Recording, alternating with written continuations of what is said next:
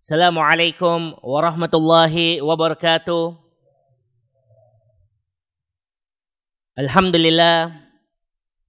Alhamdulillahi rabbil alamin. Wabihi nasta'in ala umurid dunya waddin. Wassalatu wassalam ala asyrafil anbiya wal mursalin. Habibina al-Mustafa Muhammad sallallahu alaihi wasallam. Wa ala alihi wa ashabihi wa man tabi'ahum bi ihsan ila yaumiddin. Amma ba'd. Ikhwanil kiram rahimani wa rahimakumullah jami'a. Qala Allah Ta'ala fi kitabihil mubin. Ya ayyuhalladzina amanu taqullaha haqqa tuqatih wa la tamutunna illa wa antum muslimun. Ikhwanil kiram rahimani wa rahimakumullah jami'a. Alhamdulillah, kita bersyukur kepada Allah Subhanahu wa taala di mana Allah masih memudahkan kita diberikan nikmat kesehatan, bisa bergerak, bisa dimudahkan untuk datang ke majelis ta'lim, bisa untuk datang menuntut ilmu. Kita lihat saudara-saudara kita betapa banyak kaum muslimin yang mendapatkan nikmat dari Allah Subhanahu wa taala, nikmat sehat, nikmat waktu luang. Sekiranya itu harus digunakan untuk bersyukur kepada Allah Subhanahu wa taala dengan mencari ridha Allah, akan tetapi mereka menggunakannya secara sia-sia. Akan tetapi subhanallah, kita yang bisa datang untuk menuntut ilmu tidak lain adalah orang-orang yang masih diberikan kecintaan oleh Allah Subhanahu wa taala agar kita mendulang pahala sebanyak mungkin, mendulang kebaikan dari majelis ta'lim. Di mana saudara yang dirahmati Allah Subhanahu wa taala, bila kita bisa terus menjaga nikmat yang kita dapatkan, maka Allah akan senantiasa menambah nikmat tersebut. Dan insyaallah seringkali saya ulangi, la in syakartum la azidannakum. Apabila kalian bersyukur terhadap nikmat yang Allah berikan, Allah akan tambahkan. Kita bersyukur, kita sehat, kita sholat 5 waktu, kita tambah sehat. Kita bersyukur, dagangan laku, harta bertambah, kita gunakan untuk sedekah, tambah kaya. Dan banyak nikmat-nikmat lainnya yang kita dapatkan, rahmat dari Allah Subhanahu wa taala, karunia-Nya bila kita gunakan sebaik mungkin untuk mencari ridha Allah Subhanahu wa taala, maka nikmat tersebut akan Allah tambahkan. Sebaliknya, apabila nikmat yang kita dapatkan ternyata malah kita gunakan, kita salah gunakan. Kita sehat, kita bermaksiat. Punya waktu luang, kita gunakan untuk pekerjaan yang sia-sia. Hal-hal seperti ini dikhawatirkan kita masuk ke dalam ancaman Allah Subhanahu wa taala, wala in kafartum inna azabi lasyadid. Bila kalian kufur terhadap nikmat yang Allah berikan, sesungguhnya azab Allah sangatlah pedih. Saudara yang dirahmati Allah Subhanahu wa taala, ini adalah materi kelanjutan dan materi terakhir untuk kajian parenting di dalam perjalanan anak sekarang ini, yang pertama anak ke Bali ini, di mana materi yang terakhir ini berkaitan dengan sebab-sebab durhakanya seorang anak kepada kedua orang tuanya di usia remaja, dan bagaimana cara solusi agar anak kita tidak menjadi anak yang durhaka. Dengan harapan bagi yang memiliki anak, kalau anaknya masih kecil, mumpung sebelum remaja, kita belajar ini. Ketika remaja kita melihat ada sebab-sebab durhaka anak ini mulai muncul, kita berusaha menggunakan solusi yang kita pelajari untuk menghindarkan anak kita dari kedurhakaan. Dan bagi yang remaja, ketika kita melihat, oh seperti ini ya durhaka orang tua, oh ternyata seperti ini ya, maka dengan ada solusi ini kita berharap kita menjadi generasi yang selalu berbakti kepada kedua orang tua kita. Saudara yang dirahmati Allah Subhanahu wa taala, sebagaimana kita ketahui, nikmat, di antara nikmat terbesar yang Allah berikan kepada kita adalah nikmat keturunan. Di mana kita sebagai orang tua terus dituntut untuk menambah ilmu kita agar bisa mendidik generasi Islam, mendidik generasi muda kita menjadi generasi yang bertauhid kepada Allah Subhanahu wa taala, menjadi generasi yang beradab, menjadi generasi yang selalu membela Islam, menjadi generasi yang berbakti kepada kedua orang tuanya, dan menjadi generasi yang selalu mendoakan orang tuanya. Maka nikmat memiliki anak yang soleh adalah kenikmatan yang sangat besar bagi para orang tua. Pasti semua orang tua pengen anaknya menjadi anak yang soleh. Bagi yang bujang pun harus punya cita-cita punya anak yang soleh.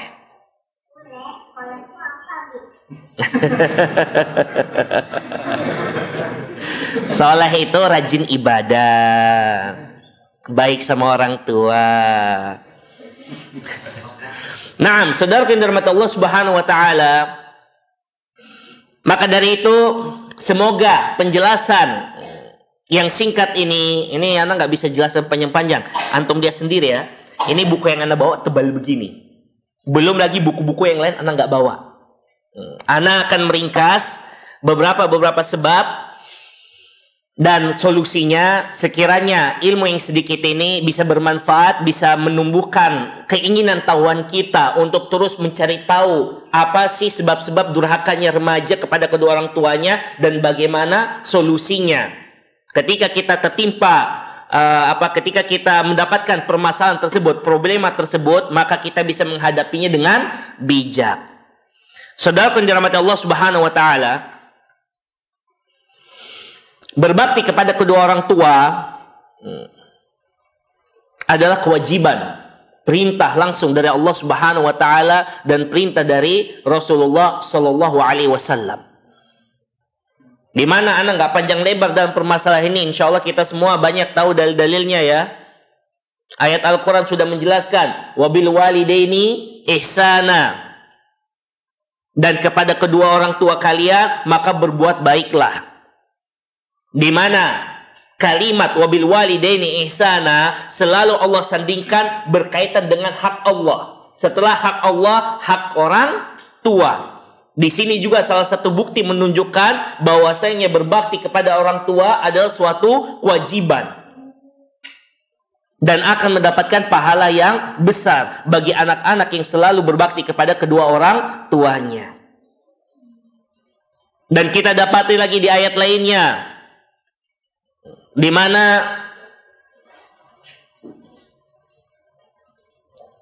Allah Subhanahu wa taala berfirman, "Fala taqul lahumā uffin wa la tanharhumā wa qul lahumā qawlan karīmā." Janganlah kalian berkata ataupun menghardik orang tua, akan tetapi berkatalah kepada mereka perkataan yang baik. Ini diantara penjelasan dari Allah Subhanahu wa taala agar kita sebagai muslim untuk terus berbakti kepada kedua orang tua kita. Kita sudah mengetahui bahwasanya berbakti orang tua adalah suatu kewajiban. Oleh karena itu, kita sebagai muslim, mari kita berusaha untuk mendidik generasi muda kita agar selalu berbakti kepada kedua orang tua kita, agar berbakti kepada kedua orang tua. Di mana dalil-dalil menjelaskan berkenaan wajibnya kita mendidik anak kita agar berbakti kepada kedua orang tua. Kita mengetahui berbakti kepada orang tua itu wajib. Artinya kalau dilanggar berdosa masuk neraka. Di sini muncul suatu penjelasan bahwasanya kita harus mendidik anak kita agar jangan sampai dia mendurhakai orang tua.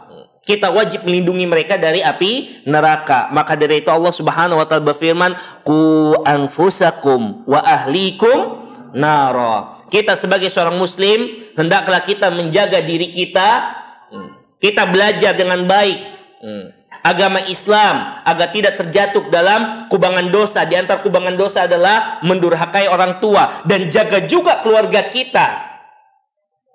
Istri kita, anak kita, kita didik agar dia juga berbakti kepada kedua orang tuanya. Dan kita didik istri kita untuk mendidik anak-anak berbakti kepada kedua orang tua. Dan kita sebagai suami pun, kita didik anak-anak kita agar berbakti kepada kedua orang tua. Dan di dalam hadis Rasulullah SAW menyebutkan, kullukum ra'in wa kullukum mas'ulun an ra'iyati. Bahwasanya setiap kalian adalah seorang pemimpin. Dan setiap pemimpin akan ditanya dengan apa yang dipimpinnya. Di mana kelanjutan hadis tersebut, wa rajulu ra'in ala ahli baiti wa rajulu ra'in ala ahli baitihi wa huwa mas'ulun anhum. Bahwasanya seorang laki-laki itu menjadi pemimpin bagi keluarganya di rumah. Wa huwa mas'ulun an ra'iyati, dan dia akan ditanya terhadap apa yang dia pimpin. Ini tugasnya bapak. Sekarang kita masuk ke tugasnya seorang wanita. Wal mar'atu ra'iyatun ala ahli baiti zawjiha wa waladihi. Wa hiya mas'ulatun anhum. Bahwasanya seorang wanita itu menjadi pemimpin di rumah suaminya. Dan menjadi pemimpin bagi anak-anak suaminya. Dan dia akan dipertanggungjawabkan terhadap apa yang dia pimpin. Dari dalil yang kita sebutkan tadi, kita bisa mengambil kesimpulan pentingnya kita sebagai umat Islam untuk terus menjaga pendidikan anak kita, agar anak kita menjadi anak-anak yang berbakti kepada kedua orang tua. Agar anak-anak kita bisa beragama dengan benar, tidak mendurhakai orang tua. Sedangkan dalil untuk berkenaan dengan durhaka sama orang tua, insya Allah sudah sering kita dengar, sudah banyak dijelaskan. Di antara hal yang diharamkan oleh Allah Subhanahu wa Ta'ala, diharamkan oleh Rasulullah SAW adalah uququl walidain, yaitu durhaka kepada orang tua. Saudara yang dirahmati Allah Subhanahu wa Ta'ala, di sini ada beberapa hal yang bisa kita pelajari berkenaan apa sih sebab-sebab kenapa remaja itu bisa durhaka kepada kedua orang tua. Dan kita tahu ya, remaja itu usia yang rentan. Usia yang labil. ABG tapi labil. Inilah usia remaja. Bahkan ada satu bait syair, apa baitnya itu, darah muda, darahnya anak remaja. Menggebu-gebu orangnya, pengen menunjukkan identitas dirinya. Itu bagian ketemu identitasnya. Gak ketemu, lagi mencari. Jadi tidak sedikit anak remaja aneh-aneh. Benar, ada anak remaja mencari identitasnya apa? Saya mungkin Ultraman. Oh iya. Ada seperti itu. Mencari jati dirinya dengan cara apa? Dia ngelihat mungkin contoh di televisi, di mana ini sebagai pendekar mencari jati diri, pergi ke hutan, pergi ke air terjun, dia pergi. Semedi di situ, tahu-tahu kesambet jin. Nah, hal-hal seperti ini yang dilakukan remaja terkadang karena mereka kurang adanya pendampingan, kurang adanya arahan.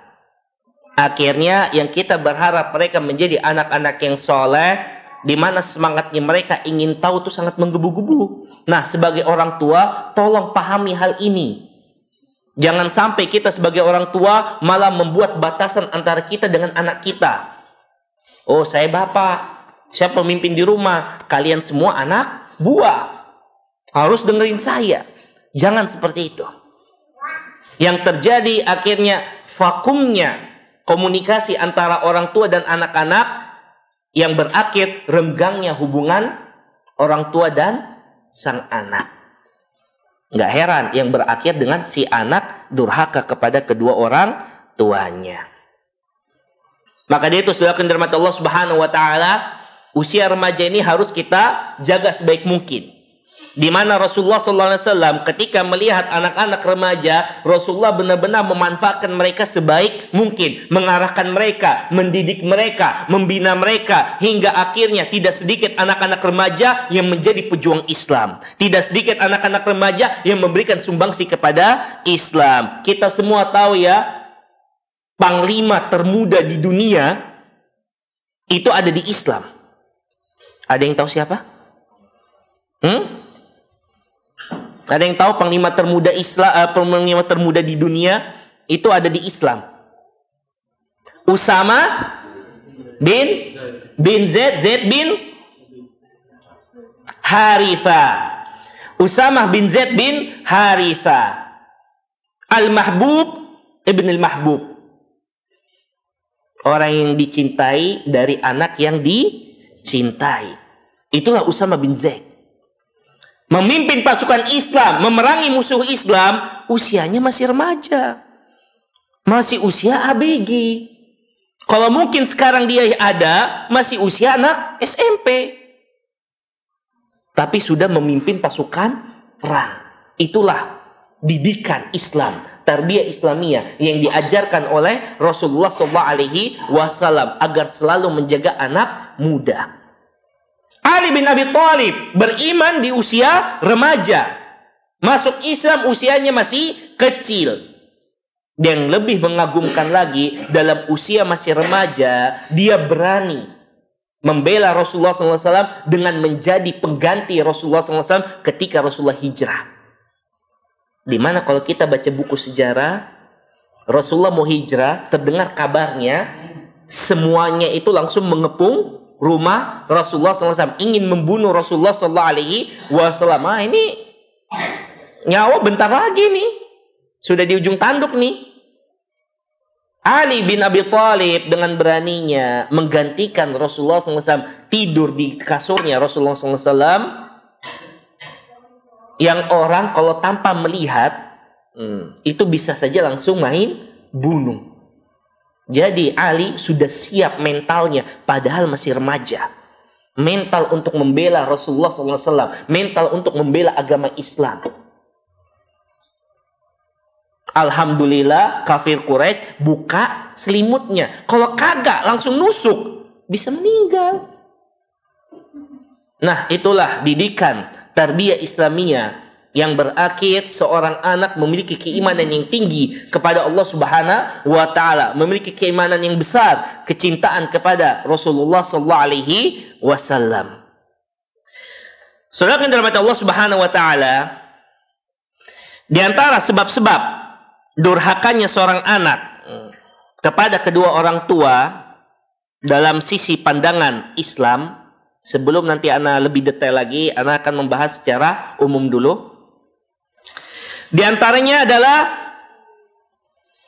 jahilnya kedua orang tua. Sebab yang pertama adalah jahilnya kedua orang tua. Di mana kita sebagai orang tua dituntut untuk belajar. Sebisa mungkin sebelum menikah, belajar dulu ilmu menikah. Di Saudi Arabia, di antara kelebihan yang anak kagumi di Saudi Arabia, mereka itu punya training, punya pelatihan, nama pelatihannya itu pelatihan pranikah. Jadi bagi pasangan-pasangan yang mau menikah, ikuti dulu training ini. Dididik dulu, dididik bagaimana hak laki-laki dan dididik hak pasangan suami dan istri, dididik ilmu kesehatan di rumah tangga, dididik bagaimana bisa saling memahami satu sama lainnya. Dengan begitu, pasangan pemuda-pemudi ini ketika menikah sudah siap mentalnya untuk membina rumah tangga. Ini enggak, kebanyakan zaman sekarang menikah karena seneng aja. Oh, gue mau nikah, mau kawin, enak. Lapor emaknya, mak mau kawin mak. Pas nikah bingung. Oh, ini mau ngapain ini? Karena nggak ada ilmunya. Pas punya anak tambah bingung. Ini anak mau diurus kayak gimana ini? Ganti popoknya nggak tahu, mandiin kagak tahu, bayinya nangis, wah kasih makan aja nih. Nah, jamaah yang dirahmati Allah Subhanahu wa taala, kita sebagai orang tua wajib berilmu. Wajib untuk belajar, dan Anda nggak perlu jelaskan penjelasan tentang keutamaan untuk berilmu, keutamaan untuk belajar. Intinya, kejahilan orang tua itu nampak pada dua hal. Nampak pada dua hal. Yang pertama, jahilnya, kurang berilmunya orang tua terhadap hak-hak anak. Ini yang pertama. Jahilnya orang tua terhadap hak-hak anak. Ingat, anak itu punya hak. Hak untuk diperhatikan. Hak untuk dididik. Hak untuk diayomi.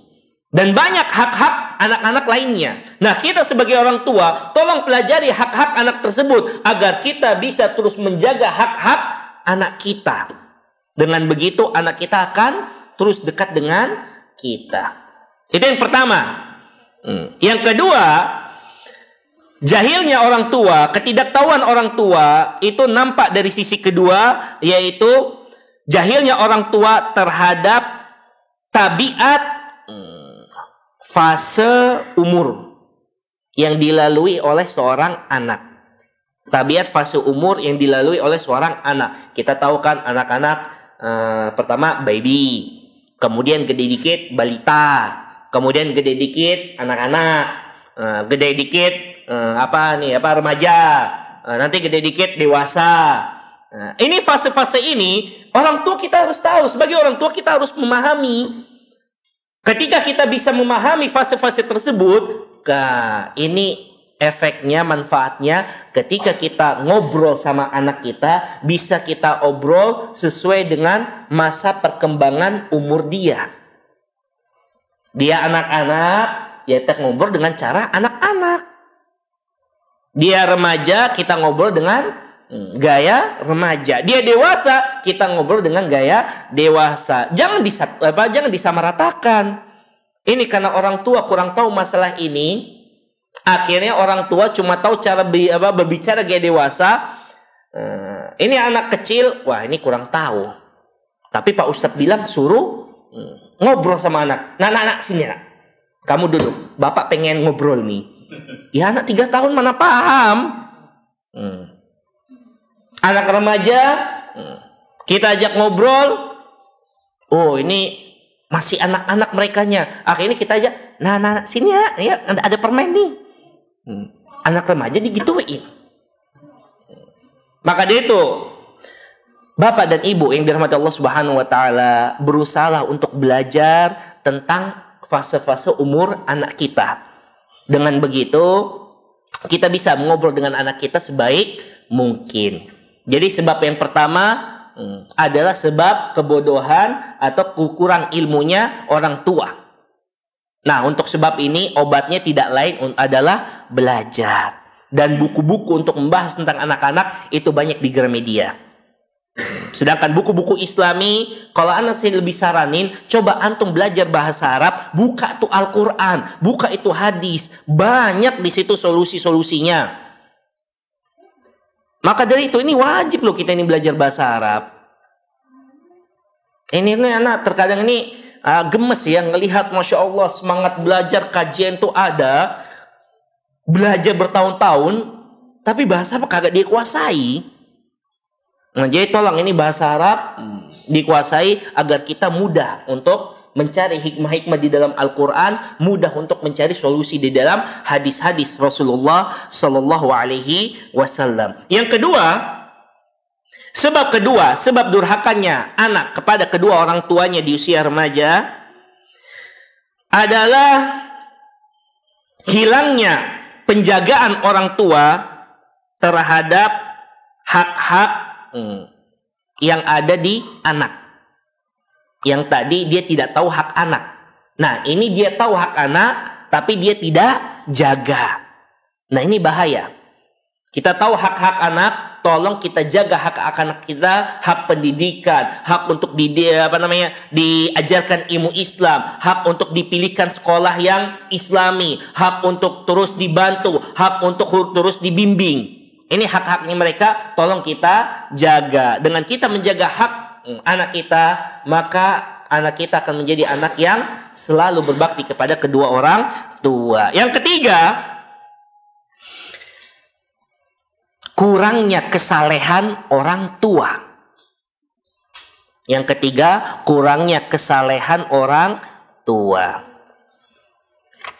Saudaraku yang dirahmati Allah Subhanahu wa taala, jangan kita menyangka bahwasanya kesalehan orang tua tidak ada sangkut pautnya dengan anak. Jangan. Bahkan Al-Quran sudah menjelaskan di dalam Allah Subhanahu wa taala menjelaskan di dalam firman-Nya. Kalau kita baca surat Al-Kahfi, kisah tentang Nabiullah Musa alaihissalam dengan Khidir, di mana Nabiullah Musa alaihissalam mau belajar dari Khidir, ngikutin Khidir. Ketika sampai ada beberapa tahap ya. Tahapan yang ada diantaranya adalah Khidir tiba-tiba membangun tembok. Membangun sebuah tembok rumah yang sudah jatuh. Musa alaihissalam yang tidak tahu mengatakan, wahai Khidir, ini kalau kita ngambil duitnya, bisa ini. Kata Khidir, kamu tidak tahu apa yang saya sedang kerjakan. Nah, di sini diantara sebab kenapa Khidir membangun tembok tersebut, dijelaskan di dalam Al-Quran, wa kana abuhuma sholiha. Di antara sebab Khidir membangun tembok tersebut, tembok milik dua anak yatim, tidak lain karena bapaknya adalah orang yang soleh. Subhanallah. Saudara dirahmati Allah Subhanahu wa taala, apabila kita menjadi orang tua yang soleh, yakinlah kepada Allah Subhanahu wa taala, anak kita akan terjaga menjadi anak yang soleh. Karena kesalehan orang tua mempunyai dampak baik kepada anak kita. Sebaliknya, apabila kita menjadi orang tua yang buruk, tidak menjaga agama, sholat aja susah, puasa jarang, zakat jarang, terus kita pengen anak kita sering mendoakan kita, pengen anak kita sholat 5 waktu, pengen anak kita jadi hafid Quran. Ini susah, saudara. Ya, saudara yang dirahmati Allah Subhanahu wa taala, bila kita menginginkan anak kita menjadi anak yang soleh berbakti, mulai dari diri kita menjadi orang yang soleh. Yang berikutnya, di mana sebab seorang anak durhaka kepada kedua orang tuanya di usia remaja, ketika orang tuanya mendoakan keburukan bagi anaknya. Jadi namanya orang tua, yang kita tahu ya, orang tua itu pasti sifat naluri aslinya cinta pada anak, sayang pada anak, pengen selalu mengayomi anak kita. Bahkan ada orang tua yang tidak rela anaknya itu pisah. Kalau bisa anaknya gak usah nikah-nikah, biar sama dia aja. Karena saking cintanya orang tua kepada anaknya. Ternyata ada orang tua yang memang keluar dari naluri tersebut. Melihat anaknya melakukan sesuatu hal yang tidak dia sukai, dia langsung doain yang buruk.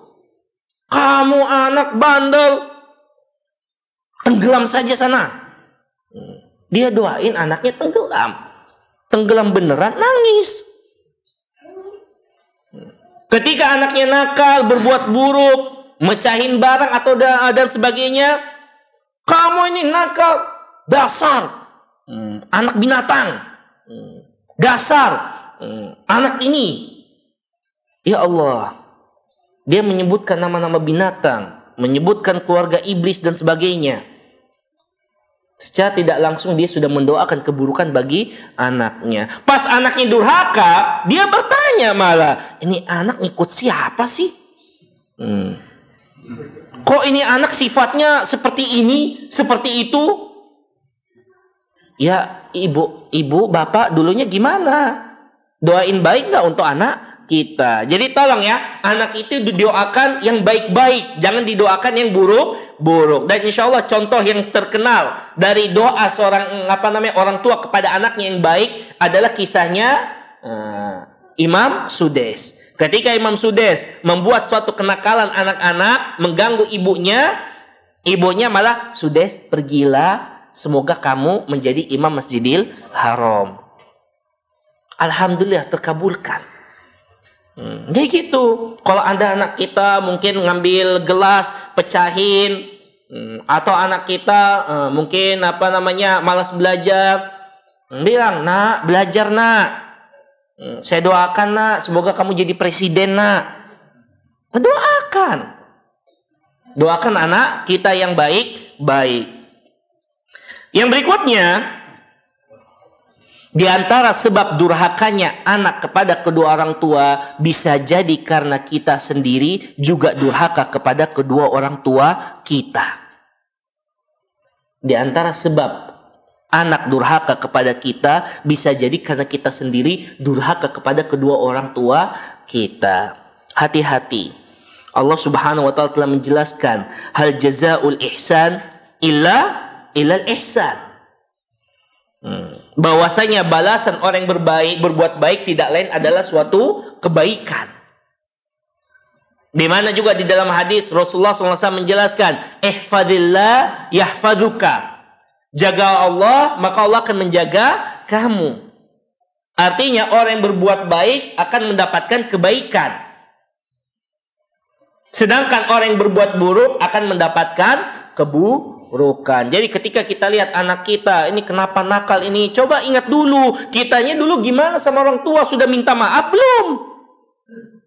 Kita pengen anak kita dekat sama kita, ingin bermain sama kita, ingin sopan sama kita. Lah kitanya sopan nggak pada orang tua kita?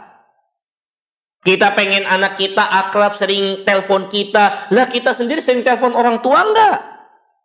Kita pengen anak kita patuh perintah kita, disuruh nyuci piring mau, lah kitanya ketika disuruh sapu rumah mau nggak? Gitu aja sudah. Jadi bila kita berbuat baik, Allah akan membalas dengan kebaikan. Ketika kita berbuat buruk, maka kita akan mendapatkan hasil keburukan tersebut. Bila kita ingin mendapatkan anak yang soleh, anak yang berbakti kepada kedua orang tuanya, maka kita sebagai orang tua mulailah untuk berbakti kepada kedua orang tua kita sendiri. Subhanallah. Termasuk pemandangan yang anak kagumi di Saudi Arabia. Ini Masya Allah Tabarakallah, di Saudi Arabia ini ada beberapa hal yang memang menarik untuk kita contohi. Di mana di Saudi Arabia seorang anak itu ada kasus anak tengkar sama saudaranya sampai diajak ke meja hijau persidangan. Tahu kasusnya apa? Kasus dalam memperebutkan siapa yang mengasuh ibunya. Berebutan untuk mengasuh ibunya. Berebutan untuk mengayomi, berbakti kepada kedua orang tua. Rebutan itu kakak adik. Sampai ke meja hijau. Ketika seorang anak melihat orang tuanya berusaha sebaik mungkin berbakti kepada neneknya, maka dia sebagai anak akan ikut berusaha berbakti kepada kedua orang tua. Akan tetapi ketika dia melihat orang tuanya ternyata berkata kasar kepada orang tua, tidak mau mendengar, atau mungkin ketika orang tuanya minta bantuan, bukannya datang, dia cuma ngasih kirim duit, maka si anak pun akan bisa jadi meniru gelagat tersebut. Maka dia itu sudah akan dirahmati Allah Subhanahu wa taala, bila ingin memiliki anak yang berbakti kepada kita, maka didik diri kita untuk berbakti kepada kedua orang tua kita. Bagi yang masih punya orang tua, belum terlambat untuk berbakti. Sedangkan yang orang tuanya sudah meninggal, tunjukkan bakti kita dengan kita mendoakan orang tua kita terus menerus. Berikutnya, di antara sebab durhakanya seorang anak kepada kedua orang tuanya adalah lemahnya pendidikan agama pada anak. Ketika seorang anak kurang ilmu agamanya, kurang mengerti ilmu agamanya, tidak mengenal Allah, tidak mengenal Rasulullah SAW, tidak heran kalau dia jauh dari orang tua. Dan kisah yang jelas sekali di dalam Al-Quran adalah kisah anaknya Nabi Nuh alaihissalam. Anaknya Nabiullah Nuh alaihissalam, ternyata Nabi Nuh baru tahu anaknya itu tidak mau beriman kepadanya ketika diajak untuk naik ke kapal. Jadi saudara yang dirahmati Allah Subhanahu wa taala, berusaha untuk mendidik kita itu ilmu, mendidik anak kita dengan ilmu agama. Coba kita lihat, Nabi saja bisa memiliki anak yang tidak mendengarkan orang tuanya, lah apalagi kita. Nabi Nuh yang berdakwah ratusan tahun, ada anaknya yang tidak berbakti. Nah, kita ini bukan nabi. Artinya tugas kita sangat berat. Harus lebih double lagi usaha kita untuk mendidik anak kita ilmu agama. Jangan sampai anak kita tahu ilmu dunia, sukses dunia, tahu-tahu meninggalkan kita. Dia sukses, berhasil, ternyata kurang ilmu agama, akhirnya anak kita malah takut sama mertua, sama pasangannya. Dan itu nampak zaman sekarang. Bapaknya suruh, anaknya nanti. Giliran istrinya yang suruh, langsung sami'na wa ta'na. Ayo, nampak sekarang seperti itu. Maka itu saudara yang dirahmati Allah Subhanahu wa taala, berusahalah untuk mendidik anak kita ilmu agama. Yang berikutnya di antara sebab durhakanya anak kepada kedua orang tua, kurang adilnya seorang bapak terhadap anak-anaknya. Kita anak-anak memiliki hak. Antar sesama anak pun memiliki hak. Maka berusahalah adil. Adil ini sekali lagi, adil itu bukan berarti harus disamaratakan. Tidak. Adil itu menempatkan sesuatu pada tempatnya. Kita lihat kebutuhan si anak, maka kita berikan sesuai dengan kebutuhannya. Kebutuhannya ini kita berikan ini. Jangan sampai kita menyangka adil itu harus semuanya sama. Jangan. Terkadang ketika kita memberikan sesuatu yang sama kepada anak kita, justru malah mental. Malah berbalik hasilnya. Kita ingin anak kita berbakti, malah anak kita sering tengkar. Jadi berikanlah kebutuhan anak kita sesuai dengan kebutuhannya. Adil. Berusahalah adil. Yang berikutnya, kurang adanya rahmat terhadap anak-anak. Kurang adanya kasih sayang kepada anak-anak. Ini terkadang saudara yang dirahmati Allah Subhanahu wa taala, sebagaimana Anda jelaskan, sifatnya orang tua itu berusaha sayang kepada anaknya, berusaha dekat dengan anaknya, akan tetapi memang ada orang tua yang keluar dari jalur tersebut. Yang harusnya dia berkasih sayang, dia menjadi orang yang keras. Ketika ditanya kenapa keras, oh saya di militer dididik seperti ini, maka anak saya harus seperti itu. Nah, nggak harus seperti itu. Dan banyak contoh-contohnya dari hadis-hadis Rasulullah SAW, bagaimana Rasulullah SAW menunjukkan rasa kasih sayang kepada remaja, menunjukkan kasih sayang kepada anak-anak. Saudara yang dirahmati Allah Subhanahu wa taala, di antara kisah yang terkenal berkenaan dengan kasih sayang orang tua kepada anak-anak, Rasulullah SAW suatu ketika, bukan sekali dua kali, sering ya. Namun dalam kisah ini Rasulullah SAW mencium cucunya. Perbuatan Rasulullah SAW tersebut dilihat oleh salah seorang sahabat, di mana sahabat itu mengatakan, wahai Rasulullah, saya punya 10 anak, tidak pernah saya cium. Apa jawaban Rasulullah SAW? Man la yarham la yurham. Barang siapa yang tidak menyayangi, maka dia tidak akan disayangi. Maka dari itu, antum kalau ya ana berdoa, ya Allah semoga semua jamaah, semua kita diberikan kesempatan untuk bisa berangkat ke tanah suci, umroh ataupun haji. Amin ya rabbal alamin. Kita bisa lihat di Saudi Arabia, subhanallah, itu orang tua jenggotnya udah putih, atau dia masya Allah badannya kekar, kalau ngelihat anak kecil atau anak remaja, dicium kepalanya, disayangi, diusap rambutnya, dipeluk, ditanya apa kabarnya. Dan itu menjadi sebuah kebiasaan, menjadi adab. Akhirnya anak pernah bertamu ke rumah orang-orang Saudi, subhanallah, anak dapatin anak kecilnya melakukan seperti apa yang dilakukan oleh orang tuanya. Dia ngelihat orang tuanya seperti itu, anak kecil ya Allah umur 3, mungkin 2 tahun atau 4 tahun, datang sama kita, langsung cium keningnya kita sebagai hormatnya, meluk kita. Karena dia melihat ada contoh. Jadi saudara yang dirahmati Allah Subhanahu wa taala, tunjukkan kasih sayang kita, maka anak kita akan menyayangi kita. Saudara yang dirahmati Allah Subhanahu wa taala, berikutnya di antara hal yang menyebabkan seorang anak durhaka kepada kedua orang tua yang di masa remaja, di mana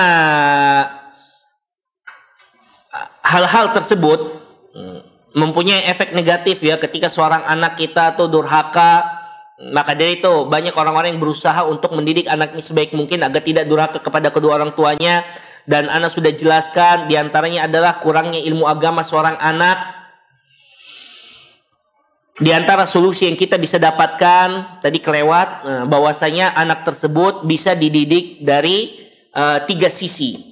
Ketika kita ingin mendidik anak kita agar ada tambahan ilmu agamanya, karena diantara sebab anak durhaka kurangnya ilmu agama, ada 3 sisi yang bisa kita perhatikan. Yang pertama dari sisi akidah, ajarkan anak kita akidah yang benar. Bila seorang anak berakidah yang benar, bertauhid dengan benar, yakinlah dia akan takut kepada perintah Allah dan Rasulnya. Ketika dia takut kepada Allah dan Rasulnya, secara otomatis dia pasti akan berbakti kepada kedua orang tuanya. Jadi ajarkan akidah, itu nomor 1. Yang kedua, dari segi ibadah.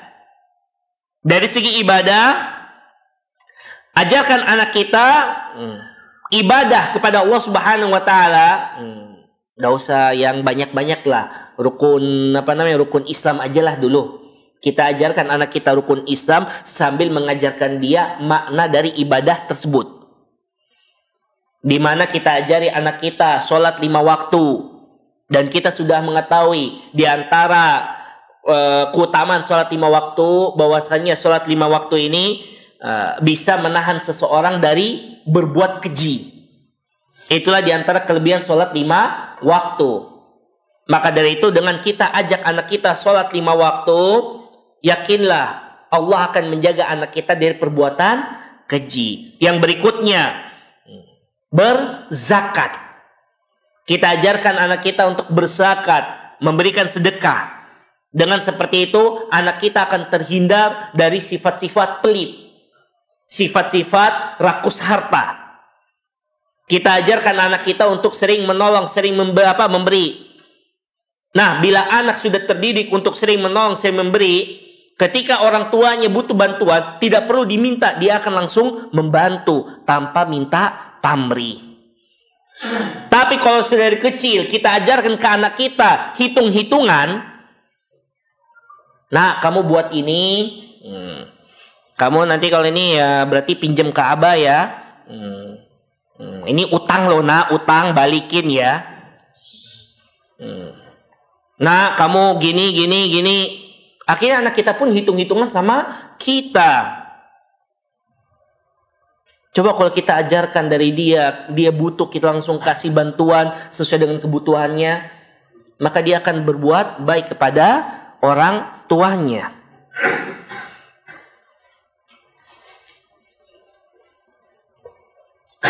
Dari segi akhlak, kita didik juga anak kita untuk berakhlak baik. Kita ajari mereka untuk beradab. Jadi jangan biarkan, walaupun anak itu sudah remaja, jangan biarkan untuk mereka kurang ajar. Terus jaga anak kita agar terus beradab. Kita susah untuk mendidik mereka, carikan guru terbaik untuk mengajarkan anak kita adab. Begitu juga, sekolahkan anak kita ke sekolah yang memfokuskan adab.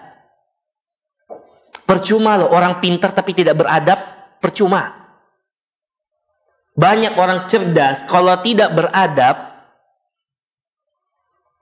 berkahnya itu hilang. Orang akan benci sama dia. Tidak ada yang mau berteman.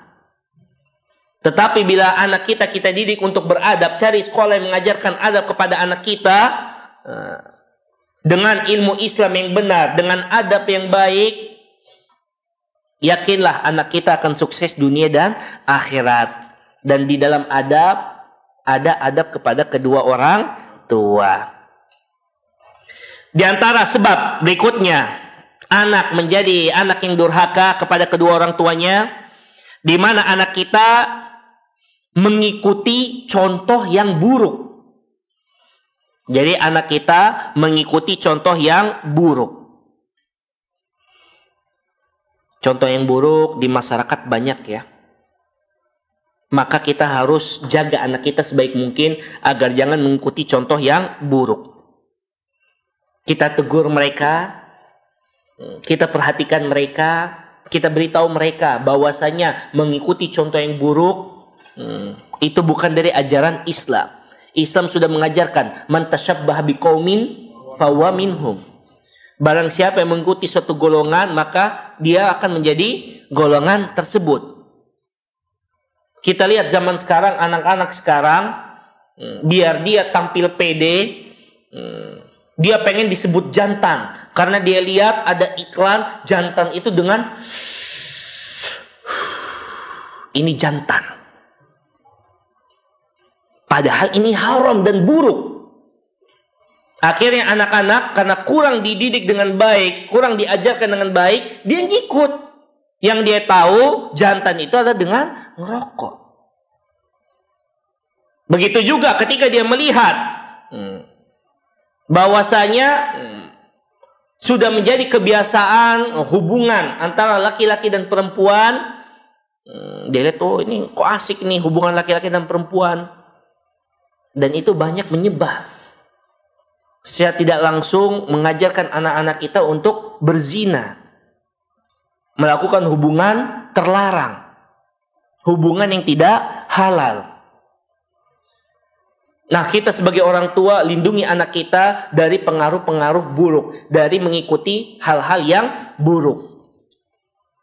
Waspadailah sifat-sifat buruk yang ada di sekitar anak-anak, jangan sampai mereka mengikuti perbuatan-perbuatan yang salah.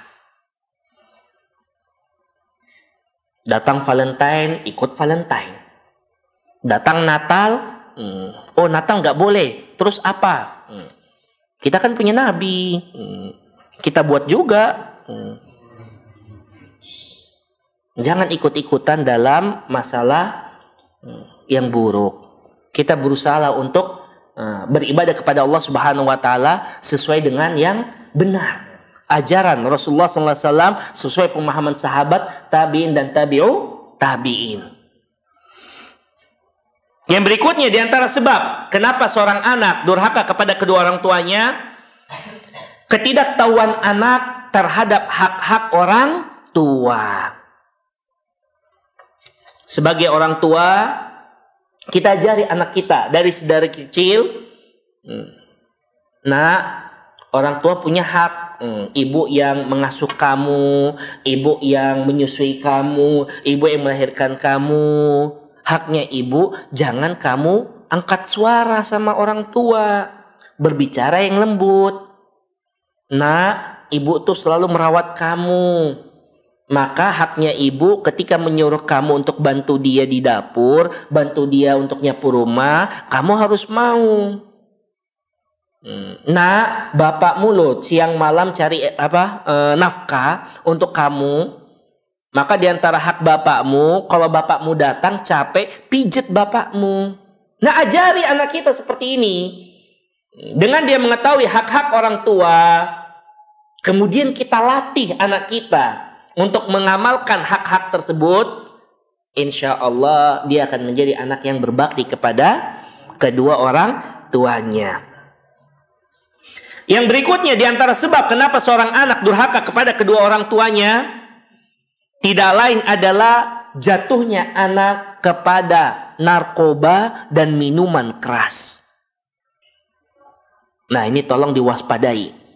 Tolong diwaspadai. Wajib bagi seorang tua untuk menjaga anaknya, melindungi anaknya dari pengaruh narkoba dan pengaruh minuman keras. Dan apabila anak tersebut sudah terjatuh, maka lindungi anak tersebut. Direhabilitasi agar anak tersebut bisa sembuh dari penyakit narkoba dan minuman keras. Lindungi anak kita dari narkoba dan minuman keras. Bila seorang anak sudah mencicipi apa itu narkoba atau minuman keras, siap-siap saja anak tersebut akan menjadi anak yang durhaka kepada kedua orang tuanya. Ajari anak kita bahwasanya narkoba, minuman keras itu haram. Diharamkan di dalam Islam. Kasih ayat-ayat yang mengharamkan, penjelasan ulama yang mengharamkan narkoba dan minuman keras. Dengan begitu anak kita, apalagi remaja, insya Allah remaja ini sudah mulai berpikir, sudah bisa mengetahui mana yang baik, yang mana buruk. Jadi kita buka dialog sama mereka. Berikutnya, sebab diantara anak menjadi durhaka kepada kedua orang tuanya, yaitu keyakinan si anak bahwasanya mereka sudah menjadi orang dewasa. Menjadi orang dewasa, tidak mau diperlakukan seperti anak kecil lagi. Nah, ini biasanya orang tua karena dia melihat anak tumbuh dari kecil, jadi sampai anak umur 10 tahun atau umur belasan tahun masih aja diperlakukan anak kecil. Nah, sini disuapin. Nah, sini.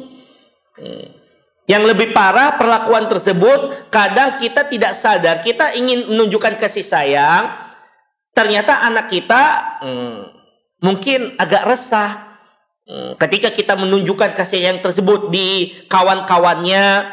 Ternyata kawan-kawannya ngejek dia, ngebully dia.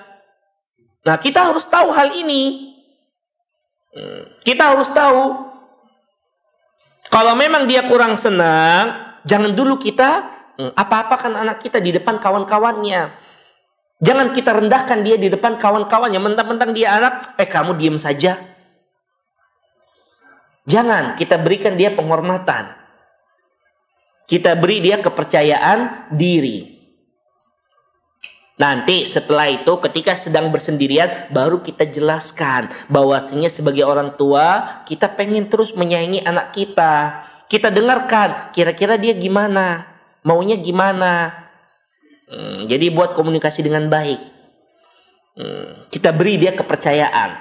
Di antara contoh yang terbaik seorang ibu yang memberikan kepercayaan kepada anaknya, kisahnya Anas bin Malik. Di mana Anas bin Malik dia adalah pelayan Rasulullah SAW. Disuruh Rasulullah SAW ketika balik ke rumah, ibunya nanya, ente dari mana? Dari menunaikan perintah Rasulullah SAW. Apa yang Rasulullah SAW perintahkan? Anas bilang rahasia. Nah, ibu zaman sekarang kalau anaknya bilang rahasia, kepo langsung. Ayo nak, rahasianya apa nak? Ntar ibu beliin KFC loh nak. Akhirnya anaknya terbujuk, mau disogok, bongkar rahasia. Pas gede anaknya jadi koruptor, kaget. Loh ya, anaknya dari kecil diajari sogok, oke. Akan tetapi ibunya Anas bin Malik ketika mendengar anaknya mengatakan ini rahasia, subhanallah, ibunya mengatakan, wahai anakku, jangan pernah menyebarkan rahasia Rasulullah Sallallahu Alaihi Wasallam. Jadi ibunya itu memberikan amanat kepada anaknya, memberikan kepercayaan kepada anaknya. Padahal masih masih usia-usia remaja, masih antara remaja dan anak kecil. Itu Anas bin Malik.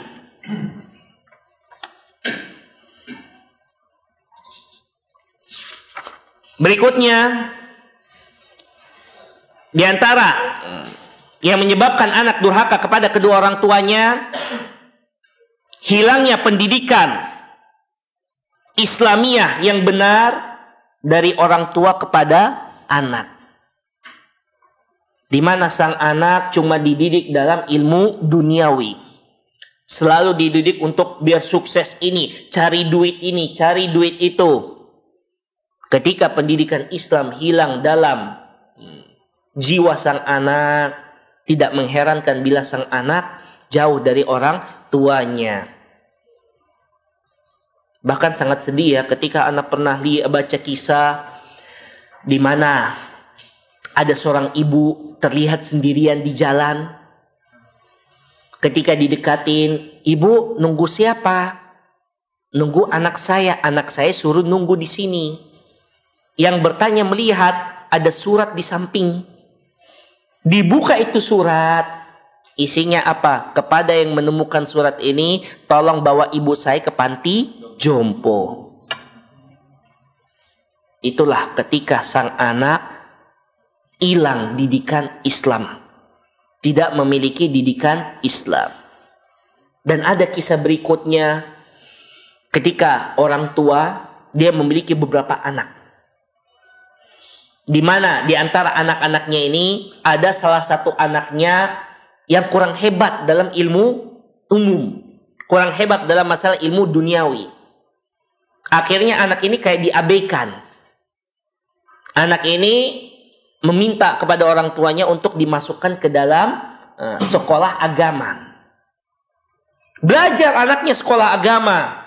Terus-menerus belajar agama. Sedangkan anak-anak lainnya menjadi orang hebat, punya pangkat, punya ini. Ketika orang tuanya butuh bantuan, ternyata yang sangat berbakti kepada orang tuanya adalah yang belajar ilmu agama. Sedangkan yang hebat, punya pangkat, mau dia jadi ini, jadi itu, karena tidak ada pendidikan Islam, hilang mereka.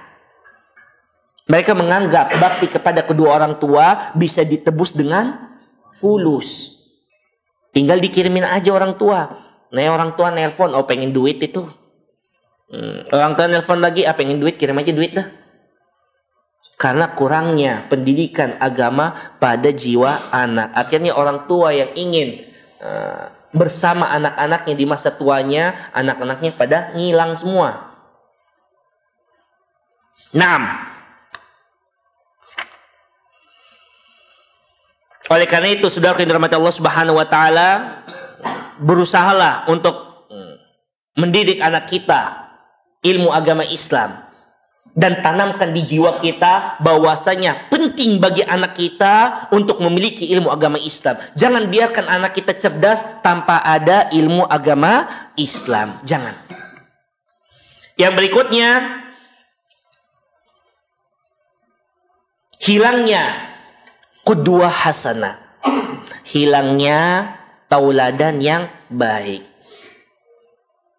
Sebagian anak ketika mereka nakal, mereka jauh dari orang tua, tidak lain mereka melihat tidak ada yang mengajarkan mereka hal tersebut. Tidak ada tauladan yang bisa mereka tiru. Anak remaja, mereka ini ingin mencari jati diri, butuh qudwah, butuh seseorang figur yang mereka tiru, figur yang mereka ikuti.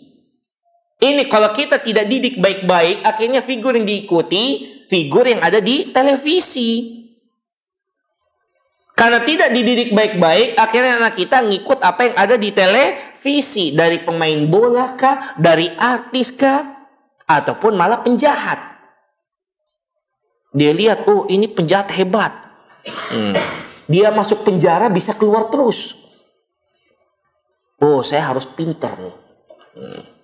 Jadi orang yang masuk penjara bisa keluar terus. Cerdas nih orang. Akhirnya salah figur. Saudara yang dirahmati Allah Subhanahu wa taala, berikanlah kepada anak kita figur yang baik, contoh yang baik. Maka dari itu kita sebagai orang tua belajar yang benar, terus belajar agama Islam, menimba ilmu agama Islam, dan memberikan figur yang baik kepada anak kita. Sambil ajarkan kepada anak kita, nah, figur terbaik umat Islam adalah Rasulullah sallallahu alaihi wasallam. Laqad kana lakum fi Rasulillahi uswatun hasanah. Sungguh telah ada bagi kalian di dalam diri Rasulullah sallallahu alaihi wasallam suri tauladan yang baik. Ajarkan anak kita, arahkan anak kita untuk mengikuti Rasulullah sallallahu alaihi wasallam sambil kita juga memperbaiki diri kita. Berikutnya, sibuknya orang tua dari anak-anak dan tidak ada pengawasan orang tua terhadap anak-anak.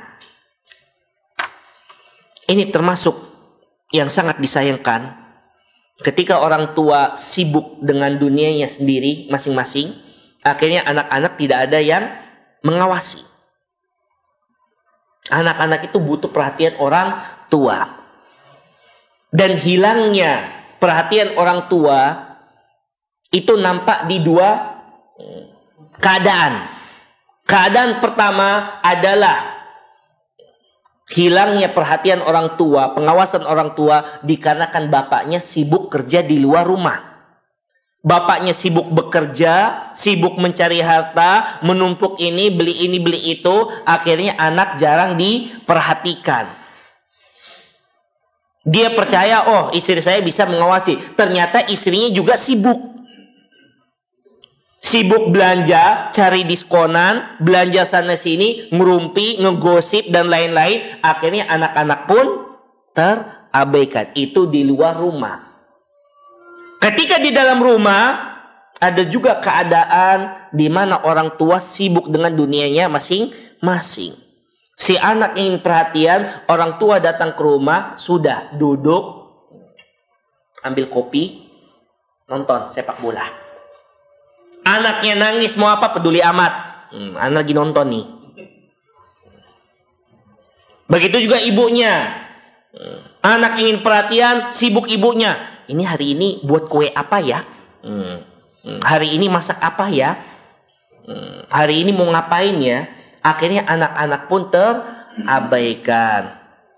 Di zaman sekarang yang lebih menyedihkan, ketika anak-anak itu makan bersama, ini sangat disayangkan ya, karena kurangnya pendidikan agama, akhirnya muncul keadaan orang tua sudah jarang untuk makan bersama dengan anak-anaknya, jarang semeja dengan anak-anaknya, jarang semeja dengan keluarganya. Ini sangat menyedihkan. Pendidikan seperti ini sudah mulai hilang zaman sekarang. Ini tolong kita hidupkan kembali. Duduk semeja, masing-masing fokus dengan makanan, tidak ada yang ngapa-ngapain, sambil orang tuanya nanya, bapaknya, ibunya nanya, bapak nanya, "Nak, gimana sekolah? Gimana pelajaran? Teman-temannya bagus nggak? Ada yang susah nggak? Bu, gimana? Keadaan di rumah sehat? Ada yang kurang kah atau gimana?" Si ibu juga tanya, "Pak, gimana kerjaan?" Itu muncul kebahagiaan. Muncul keramah tamahan. Ini enggak, sampai di rumah sibuk sama HP masing-masing. Makan pun sibuk sama HP. Akhirnya mereka duduk semeja, akan tetapi pikirannya di alam masing-masing. Inilah yang saya katakan hilangnya perhatian orang tua terhadap anak-anaknya, walaupun mereka serumah. Tolong, diantara solusinya komitmen. Komitmen di mana orang tua silakan dia bekerja, silakan dia mencari harta, tapi tolong jangan lupakan anak sama istrimu. Sebanyak apapun harta yang kalian kumpulkan, kalau sudah meninggal nggak bermanfaat sama kalian. Maka utamakan anak dan istri, beri mereka perhatian. Begitu juga sang ibu. Ini si ibu ini harus beri perhatian kepada suami dan anak-anak.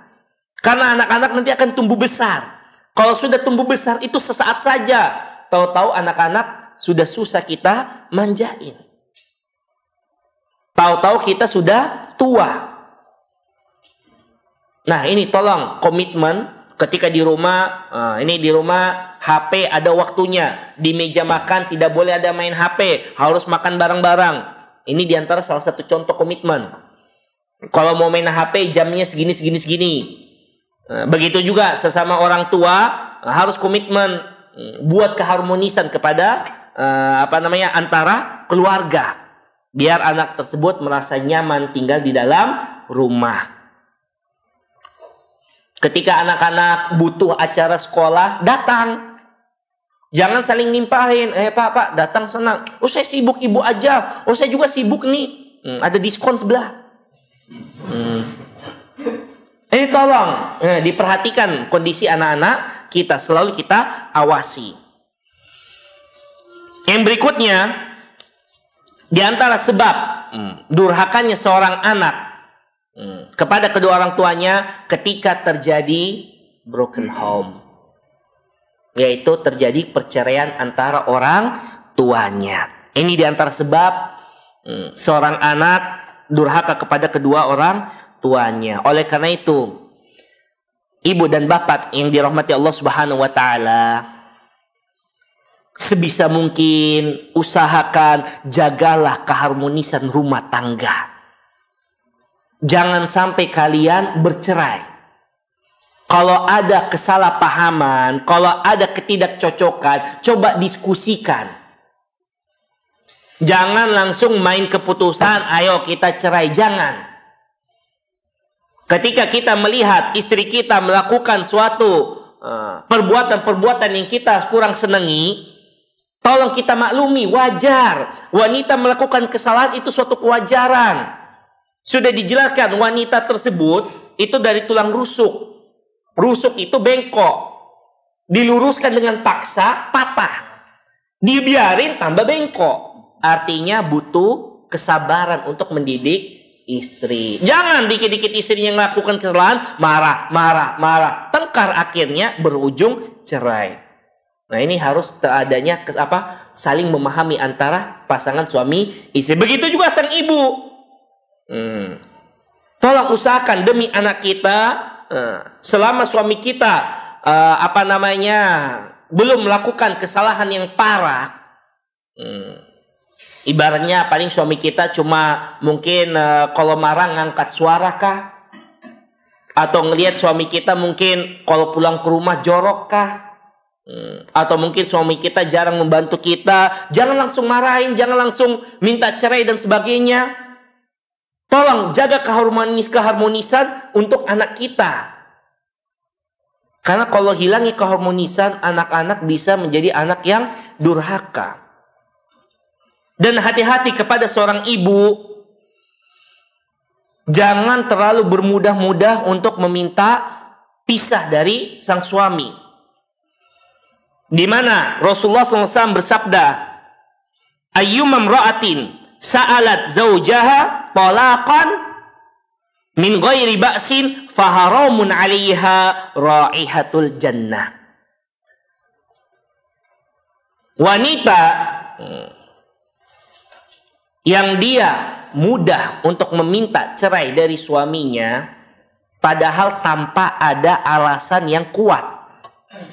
Tanpa ada alasan kuat dia meminta cerai, maka wanita tersebut haram baginya bau surga.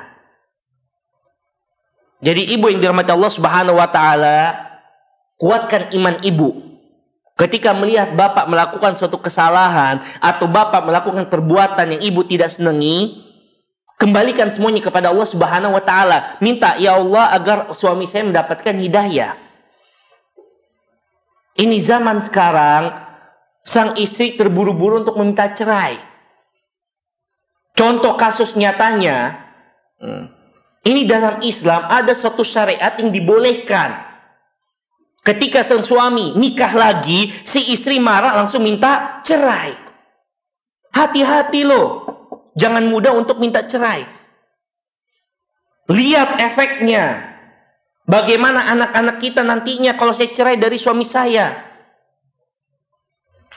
Nikah lagi itu ada dalam syariat Islam. Bukan alasan yang darurat untuk sang istri meminta cerai. Silakan kita berdoa, silakan minta kepada Allah Subhanahu wa taala agar Allah memberikan hidayah kepada suami Anda. Intinya, tolong jaga keharmonisan rumah tangga untuk anak-anak kita. Dan apabila sudah terjadi perceraian, maka usahakan kita tetap membangun hubungan baik pada anak kita. Ini sudah pisah nih. Tetap hubungan baik dengan anak kita. Ini jangan sampai gagal sudah cerai, sudah. Nah, ini cerai, anaknya diambil sama istri, bapaknya nggak kelihatan lagi. Bapaknya sudah senang-senang aja sama yang lain, anaknya dibiarin. Pas anaknya besar, pengen anaknya berbakti, kan lucu. Ini bapak ketika pisah, anak ikut ibu, tolong tetap bangun hubungan dengan sang anak. Begitu juga ibu, ketika anak ikut suami, tetap bangun hubungan dengan anak. Tunjukkan keharmonisan kita dengan anak kita, tunjukkan perhatian kita dengan anak kita. Walaupun anak kita hidup dengan yang lainnya, kita tunjukkan keharmonisan tersebut. Jangan sebaliknya. Ini terkadang kalau sudah cerai, ya Allah, kayak perang dunia sudah. Kubu ini sama kubu ini. Akhirnya anak, nak tuh lihat tuh bapakmu tuh, nggak benar tuh bapakmu tuh, jalan nama pelakor tuh bapakmu tuh. Si bapaknya ketika benci sama ibunya, tuh lihat ibumu tuh, kayak gitu kelakuannya tuh. Malah anaknya dikompor-kompori untuk membenci orang tuanya. Ini nggak boleh. Nggak boleh kita mengompor-ngompori anak kita untuk membenci orang tuanya. Jangan. Itu bukan didikan yang baik. Sebagai orang tua, kita membangun keharmonisan dengan anak kita. Walaupun sudah pisah dengan pasangan kita, begitu juga jangan dikompor-kompori anak kita untuk membenci orang tuanya. Jangan.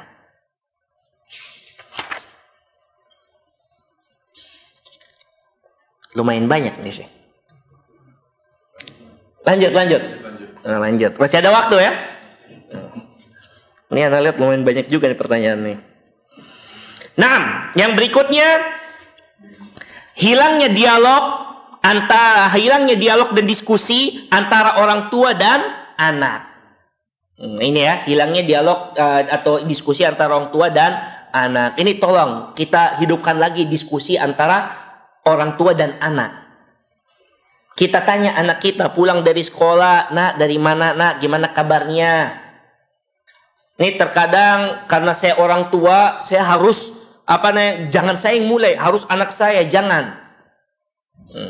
Terkadang kita harus mengalah. Terkadang kita harus mencari bahan cerita, bahan pembicaraan yang bisa nyambung dengan anak kita. Apalagi di usia remaja. Terkadang di usia remaja mereka sudah malas tuh dekat-dekat sama orang tua. Karena terkadang dekat-dekat sama orang tua, di sekolah teman-temannya bilang, "Lu anak papi, lu anak mami." Nah, kita sebagai orang tua tolong pahami kondisi anak seperti itu. Ajak diskusi, bantu dia. Kalau seandainya ada teman-temannya seperti itu, ya ditegur teman-temannya. Atau kalau perlu diajak makan-makan. Nah, teman-temannya kalau sudah diajak-ajak makan-makan, ya dilihat orang tuanya baik, ya insya Allah jadi teman jadinya. Jadi tolong buka diskusi. Buka diskusi, dialog antara orang tua dan anak. Jangan kaku ya dalam keluarga. Berikutnya, seringnya terjadi pertengkaran rumah tangga. Nah, ini juga termasuk yang menyebabkan seorang anak durhaka kepada orang tuanya ketika melihat orang tuanya sering bertengkar di depan matanya. Ini bisa berefek anak laki-laki melihat, oh begitu ya bapak melakukan ibu saya seperti itu ya. Atau mungkin si anak berpikir, oh berarti wanita harus diperlakukan seperti itu. Nah, si anak wanita melihat, oh gitu ya, ternyata ibu begitu ya sama suaminya. Atau melihat lagi, oh begitu ya kalau rumah tangga, kalau gitu saya nggak mau nikah-nikah. Karena sering terjadinya pertengkaran antara orang tua. Di antara solusinya adalah dengan menjaga kerahasiaan. Artinya, kalau Anda mau tengkar, sembunyi. Jangan depan anak. Anda kurang cocok, Anda ada ketidakcocokan, masuk kamar, sudah. Silakan debat di sana. Ini alhamdulillah, debat di dalam kamar itu efektif untuk suami istri. Habis debat, damai kembali. Kebanyakan kalau di dalam kamar. Tapi kalau di luar kamar, tetangga sekampung dengar itu. Jadi tolong sembunyikan pertengkaran kita dari anak-anak kita. Jangan sampai anak kita melihat pertengkaran yang terjadi antara kedua orang tuanya. Ini bisa berefek negatif bagi anak-anak. Apalagi remaja. Ketika melihat orang tuanya serba tengkar, tahu-tahu sampai menyalahkan si anak. Ya Allah, bisa kabur dia dari rumah. Dan banyak kejadian ketika sang anak masuk pesantren atau masuk sekolah, ternyata tidak lain karena orang tuanya tidak saling cocok di rumah. Dia curhat, oh orang tua saya gini, orang tua saya gini. Alhamdulillah kalau dapat teman baik, kalau teman yang buruk, habis anak kita. Nah, kalau kita bertengkar, usahakan jangan sampai kita menampakkan pertengkaran tersebut di depan anak kita. Silakan kita mungkin ada ketidakcocokan, tapi sembunyi.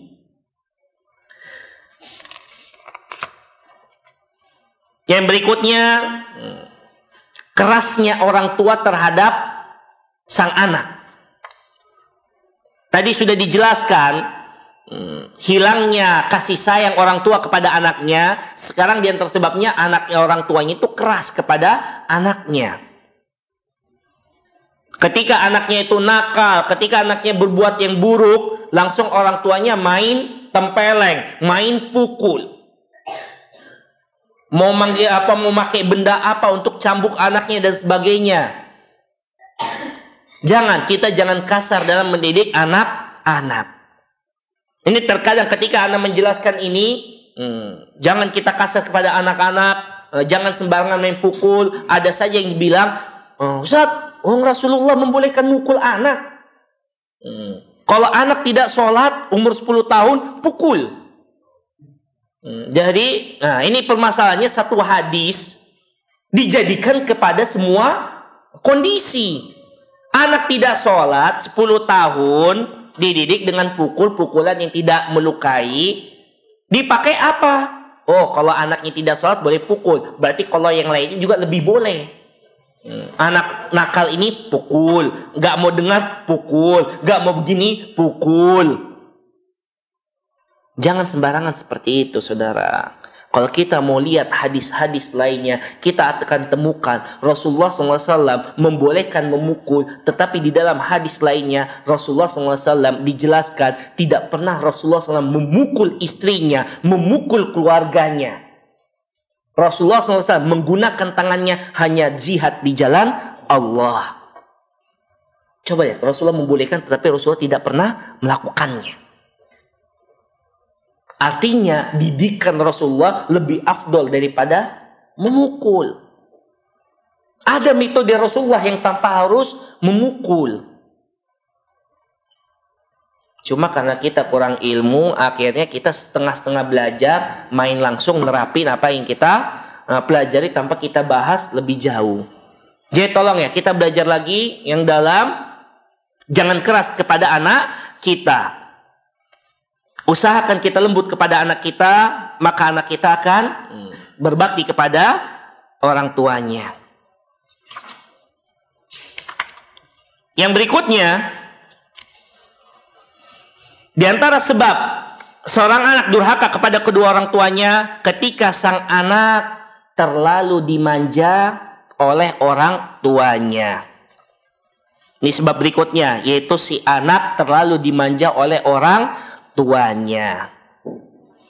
Di mana sebab anak dimanja ini karena ada salah persepsi dalam pendidikan anak.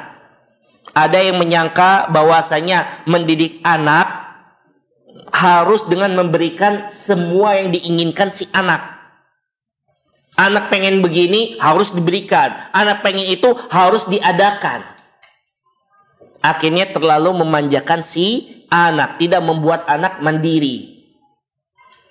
Tidak membuat anak bergantung kepada Allah Subhanahu wa taala. Karena segala yang diinginkan langsung diberikan kepada orang tuanya dengan mengatakan itu rasa sayang saya kepada sang anak. Sebenarnya saudara dirahmati Allah Subhanahu wa taala, hal ini tidak lain munculnya pemanjaan yang berlebihan kepada sang anak karena kita orang tua tidak punya saluran untuk kita salurkan rasa kasih sayang kita. Akhirnya kita menyalurkan kepada sang anak saja. Terkadang karena kita tengkar sama istri kita, tengkar sama tidak cocok sama pasangan kita, akhirnya kita pengen mendapatkan kasih sayang anak, kita berikan apa yang dia inginkan. Si istri juga tidak bisa menyalurkan kasih sayang kepada suaminya, dia kasih salurkan kepada sang anak. Akhirnya anak menjadi manja. Anak menjadi manja mempunyai dampak negatif.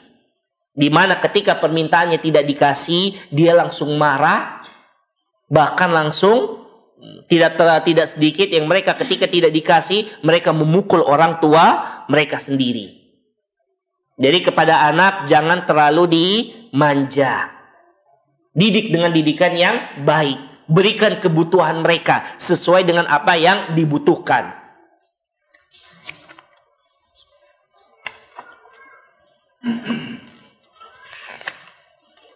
Ini masih ada waktu lagi. Tanya jawab. Nah, insya Allah akan kita bahas di lain waktu lagi. Semoga Allah Subhanahu wa taala memudahkan langkah kita untuk mencari ridhonya. Semoga Allah Subhanahu wa taala mengaruniai kita semua anak yang soleh dan soleha. Semoga Allah Subhanahu wa taala menjadikan kita semua hamba-hamba yang soleh dan solehat, yang beriman kepada Allah Subhanahu wa taala, beriman kepada Rasulullah sallallahu alaihi wasallam, dan selalu mengamalkan perintah Allah dan Rasulullah sallallahu alaihi wasallam. Naam. Assalamualaikum Ustaz. Waalaikumsalam. Mohon izin bertanya. Fadhal. Jika sebagai anak ingin menjalankan sunnah-sunnah sesuai ajaran Islam seperti berpakaian syar'i sebelum menikah dan orang tua tidak mendukung tapi menganjurkan setelah menikah saja. Pertanyaannya gimana nih? Mau tahu ya bagaimana caranya ya? Mungkin nih pengen tahu bagaimana menghadapi orang tua seperti ini ya. Apabila kita mendapatin orang tua seperti ini, maka anti sabar. Terkadang orang tua, kenapa mereka melarang anaknya berpakaian syar'i kecuali setelah menikah? Karena ada kekhawatiran orang tua, kekhawatiran yang mereka itu terlalu khawatir. Dia khawatir nanti kalau anaknya tertutup, apalagi bernikop, ntar dikira ninja yang suka ngebom nih. Atau mungkin tertutup, pakai hijab besar, wah ntar nanti anak saya nggak ada yang mau pacarin nih, nggak laku ntar. Nah, kekhawatiran seperti ini jelaskan kepada orang tua kita. Tunjukkan tekad kita untuk berpakaian syar'i, untuk menjalankan agama Islam dengan benar. Toh orang tua kita melarang, tapi tidak sampai memukul kita kan? Nggak sampai mengancam nyawa kita kan? Dia cuma melarang karena khawatir dengan kita. Tetapi kalau kita menunjukkan tekad kita, tekad bulat kita, orang tua akan paham sendiri. Ini termasuk pengalaman Ana. Ini pengalaman pribadi Ana. Ketika Ana pindah ke pesantren Al Irsyad Bondowoso, di situ Ana mempelajari tauhid, mempelajari hukum-hukum Islam, bagaimana cara berpakaian syar'i, tidak isbal. Itu celana-celana Ana ada yang Ana potong, yang di rumah Ana lipat. Orang tua Ana ngelarang. Orang tua Ana ngelarang, jangan lipat, nanti kayak orang kebanjiran nanti. Kayak orang kampung. Ya Ana sendiri ketika orang tua ngelarang, ya Ana, ya Bu, ya Mi, ya Bi, iya saja sudah selesai. Toh dia ngelarang habis itu pergi, ya udah kita pergi, beres urusan. Kita iya saja, tetap kita menjawab dengan lembut, menjawab dengan baik. Nanti orang tua melihat lagi, kenapa kamu masih kayak begini? Iya bu, iya bi. Gitu aja sudah. Iya umi, iya bi. Iya kan aja sudah. Tunjukkan dengan senyuman manis, dengan senyuman lembut. Sambil juga kita menunjukkan tekad kita dan tunjukkan juga akhlak baik kita. Ketika kita tidak mendengarkan orang tua untuk menanggalkan pakaian syar'i, maka perintahnya yang lain tidak melanggar Islam, kita patuhi. Kita tidak mau melepas pakaian syar'i, ketika orang tua suruh sapu rumah, masak nasi, bantu adik, ya patuhi ini. Ini enggak. Melepas pakaian syar'i tidak mau, bantu orang tuanya pun tidak mau. Disuruh sapu rumah, ntar bu. Disuruh masak, nanggung bu. Nih nanggung, belum selesai nih. Akhirnya orang tua pun salah prasangka. Ini anak saya belajar aliran apa ini? Pakaian serba tertutup, tidak mau dengar kata orang tua. Nah, terkadang kesalahan ini dari diri kita sendiri. Maka dari itu, ukhti yang dirahmati Allah Subhanahu wa taala, silakan anti tetap berpakaian syar'i. Ketika orang tua anti melarang anti, jawab saja dengan senyuman lembut. Akan tetapi perintah-perintahnya yang lain tetap anti harus jalankan. Ibu capek masak, gantiin ibu untuk masak. Ibu capek nyapu, suruh ibu istirahat. Ini enggak ditontonin ibu nyapu sama masak. Tolong ya, seperti ini kita perbaiki akhlak kita, adab kita. Bila ada laki-laki soleh yang sudah beristri ingin menikahi wanita yang orang tua tidak menyetujui karena status, apakah jika wanita itu tidak patuh, apa bisa dikatakan durhaka? Iya. Wanita wajib patuh kepada orang tuanya. Itu hak vetonya orang tua. Wanita tidak bisa nikah tanpa wali. Walaupun yang kita inginkan adalah hubungan rumah tangga yang baik. Terus gimana solusinya Ustaz? Suruh itu cowok ngeyakinin orang tua anti. Selesai urusan.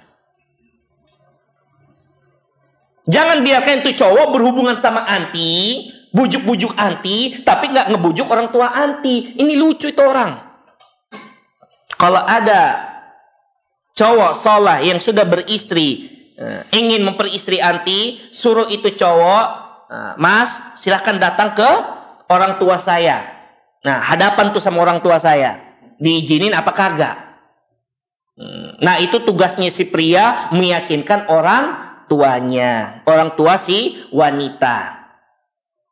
Nah, sedangkan si wanita, kalau memang si wanita cocok ngelihat, oh ini kayaknya cocok nih wanita cowok soleh, dan istrinya pun setuju untuk kumpul bersama untuk poligami. Nah, silakan si wanita jelaskan pemahaman Islam kepada kedua orang tuanya dengan adab. Dengan adab. Wajib kita sebagai anak untuk beradab kepada kedua orang tua, wajib. Nah, jadi tolong anti, tidak boleh anti gara-gara orang tua melarang terus anti kabur, jangan ya. Tidak sah seorang wanita menikah tanpa walinya. Bismillah. Bagaimana caranya menasihati orang tua kita yang sering berkata-kata yang tidak baik kepada anaknya ketika sedang emosi dan marah? Pelan-pelan anti nasihati. Dan jangan putus asa dalam mendakwahkan orang tua. Jangan pernah putus asa. Orang tua kita itu membesarkan kita tahunan. Ibu kita mengandung kita berbulan-bulan. Tidak ada rasa capek, tidak ada keluhan. Nah, kita baru saja orang tua kita dakwakan, nolak, kita sudah putus asa. Ya Allah, ini adalah perbuatan yang salah. Apabila orang tua kita berkata kasar dan kita lihat, kita dakwakan. Bu, Pak, berkata kasar kepada anak itu tidak baik, bukan ajaran Nabi. Kalau dia marah, diam. Dakwahin lagi besoknya. Besok masih seperti itu, diam. Dakwahin lagi besoknya. Gak masalah, sampai 10 tahun anti dakwahkan, gak masalah. Sambil tetap terus minta kepada Allah Subhanahu wa taala agar Allah memberikan hidayah kepada orang tua anti untuk mengubah tabiat yang salah. Seperti itu cara yang benar mendakwahkan orang tua. Jadi jangan sampai anti mendebat orang tua anti. Ingat ya, kita diberikan cahaya Islam, diberikan cahaya hidayah, diberikan kepintaran, kecerdasan, bisa hafal Quran, bisa hafal hadis. Semua kepintaran itu untuk berbakti kepada orang tua, bukan untuk mendebat orang tua, bukan. Kita sama orang tua, wajib kita untuk berbakti pada orang tua. Bila orang tua kita nasihati ternyata tetap kokoh pada pendapatnya, sudah, Anda diam. Doakan aja orang tua Anda. Besok jelaskan lagi. Seperti itu. Intinya jangan Anda mendebat orang tua. Ketika orang tua dijelaskan sudah mau marah, Anda diam aja sudah. Walaupun kita benar, diam. Kita berilmu bukan untuk mendebat orang tua, tetapi untuk berbakti kepada orang tua. Pada usia berapakah anak sudah siap untuk dipondokkan di pesantren sunnah manhaj salaf, sedangkan kebanyakan anak-anak setelah mondok tidak betah di pondok dan meminta untuk dipulangkan? Kalau untuk pada usia berapakah, lihat tergantung kondisi anak kita. Tanya anak kita, kuat nggak? Mau nggak? Kalau dia memang kuat dan dia mau dan itu minatnya di situ, silakan kita pondokkan. Kalau belum, jangan dipaksa. Apalagi kalau usianya anak SD. Kasihan kalau dipaksa. Mereka masih pengen kasih sayang orang tua, sudah dipaksa untuk masuk pesantren. Tapi kalau dia mampu, dia minta sendiri, ya kita sebagai orang tua merelakan. Jadi pada usia berapa, ini tidak ada ketentuan. Lihat bagaimana kondisi kejiwaan anak kita, kesiapannya. Anak kita siap, baru kita pondokkan. Kalau tidak siap, suruh aja anak kita belajar pada ustadz yang ada di tempat kita. Bismillah, Ustadz, apakah menafkahi anak dengan harta haram akan berpengaruh pada kesolehan anak? Naam. Itu tidak diragukan lagi. Maka sebagai orang tua jangan pernah memberikan harta haram kepada sang anak. Jangan. Berusahalah untuk mencari harta halal untuk dinafkahi kepada anak kita. Sebagai orang tua hindari harta-harta yang haram. Bismillah, Ustadz, benarkah hadis surga di bawah telapak kaki ibu adalah hadis dhaif? Jazakallah khair. Ini kalau mau berbicara hadis dhaif dan sahihnya itu terletak pada tatanan bahasa Arabnya. Sedangkan kalau hadis surga di bawah telapak kaki ibu, kalau dalam bentuk makna, ada makna hadis yang seperti ini dan sahih. Akan tetapi kalau di dalam tatanan susunan bahasa Arab, karena namanya ulama hadis, mereka berusaha menjaga hadis tersebut sesuai dengan apa yang diucapkan oleh Rasulullah SAW. Apabila ada satu beda kalimat itu tidak pernah Rasulullah ucapkan, walaupun maknanya sama dengan hadis yang sahih, maka para ulama mengatakan ini hadis lemah. Nah, ini termasuk di dalam ilmu hadis. Yang jelas berkenaan dengan surga di bawah telapak kaki ibu, itu ada hadis yang semakna. Artinya di antara pintu surga adalah berbakti kepada orang tua. Bagi siapa yang masih memiliki orang tua, cari pintu surga tersebut, jangan disia-siakan. Bismillah. Bagaimana solusi untuk anak yang sudah terlanjur durhaka kepada orang tua, bahkan sang anak sampai murtad karena kesalahan orang tua zaman dahulu dan turun-temurun tidak paham agama? Solusi untuk anak yang sudah durhaka bahkan sang anak sampai murtad. Ini dia murtad apakah kembali Islam atau gimana nih? Ana belum tahu ini. Intinya murtad ya, berarti dia belum Islam ya. Ini solusinya ya, orang yang murtad itu mana sekarang anaknya? Karena kalau tidak ada orang tua orangnya ya bingung juga. Tidak ada orangnya pun bingung. Kalau seperti ini, ukhti yang dirahmati Allah Subhanahu wa taala, kalau memang ini adalah orang yang ukhti kenal, coba ukhti nasihati. Ukhti nasihati dengan baik, ukhti jelaskan.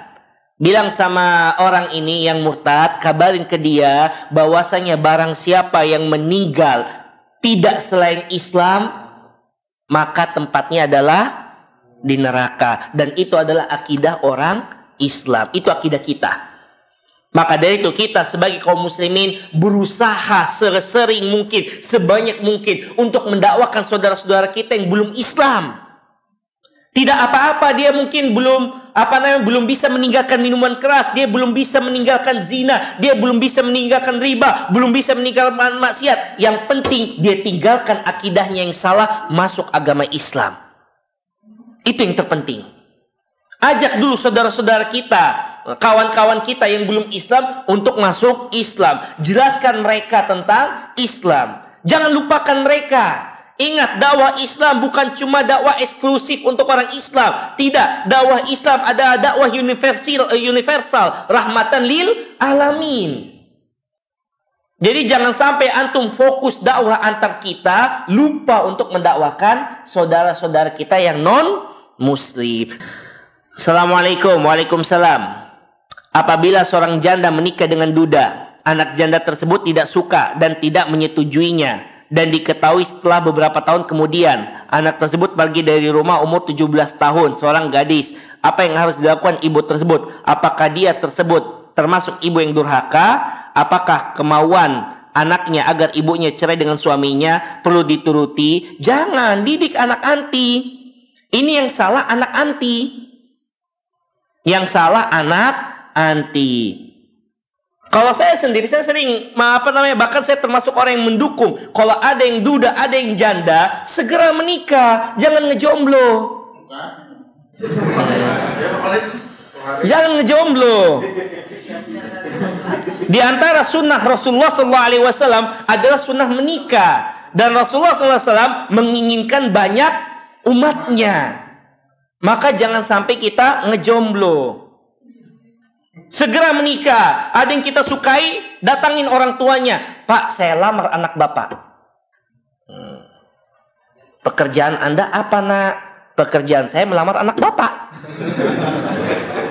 Sudah gitu aja. Jadi tolong, ini yang salah ini adalah anak Anda. Nah, anak Anda ini diajar dengan benar. Cari dia, ajak dia ke pengajian taklim, atau pertemukan dia kepada seorang ustazah untuk dijelaskan perihal permasalahan orang tua. Ini juga heran juga, ini anak pengen diturutin anaknya. Itu anak, dia pengen orang tuanya cerai, tidak mau nikah, biar orang tuanya single parent. Coba kalau dia sendiri yang seperti itu. Terkadang mereka akan sadar susahnya single parent ketika sudah tua. Kita di masjid tua, kita pengen ada pasangan kita di samping kita, kita pengen sama pasangan kita.